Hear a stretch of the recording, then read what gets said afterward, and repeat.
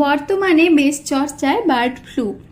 মূলত পক্ষী জাতীয় প্রাণীদের ক্ষেত্রে বেশি পরিলক্ষিত হয়।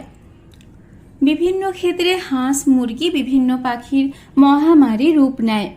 শুধু তাই নয়, এই ভাইরাস জাতীয় রোগ ছড়িয়ে পড়ে মানব দেহেও। বর্তমানে পশ্চিমবঙ্গে বার্ড ফ্লু এর প্রাদুর্ভাব দেখা গিয়েছে। স্বাভাবিকভাবে চিন্তায় পড়েছেন প্রান্তিক এলাকায় মুরগি প্রতিপালনকারী চাষিরা। যারা সামান্য পুঁজিতে মুরগি পালন করে দিনানিপাত করেন, তারা সমস্যায় পড়ছেন।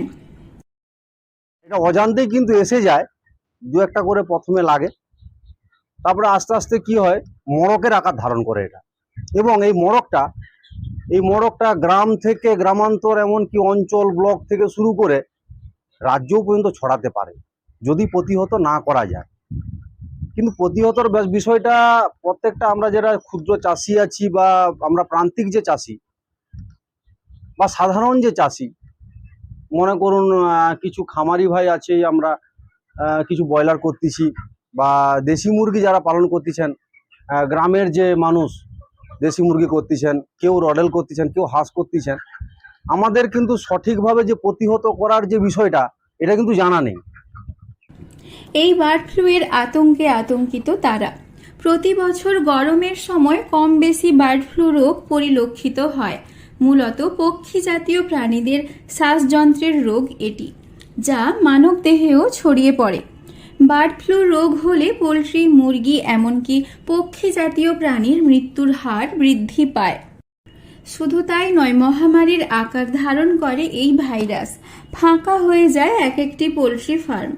স্বাভাবিকভাবে এই গরমের মরশুমে আতঙ্ক বাড়ছে পোলট্রি ফার্ম মালিকদের। যদিও বেশ কিছু জায়গায় ব্যক্তিগতভাবে নানান সতর্কতা অবলম্বন করছেন তারা। প্রসঙ্গত, এই রোগ ক্রমশ এক থেকে একাধিক পোলট্রি, মুরগি এমনকি পক্ষী জাতীয় প্রাণীদের মধ্যে ছড়িয়ে পড়ে।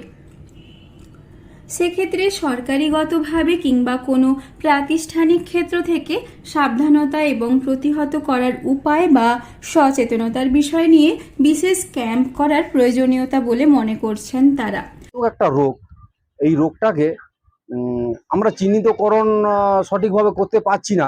আর যদিও পারি, আমাদের ব্লক আধিকারিক ওনারা যদি আমাদের একটু সহযোগিতা করেন, বা ওনারা যদি একটু পরামর্শ দেন বা জনসংযোগ করেন বা প্রচার করেন, তাতে করে আমি মনে করি যে বার্ড ফ্লুটাকে অনেকটাই আমরা প্রতিহত করতে পারবো।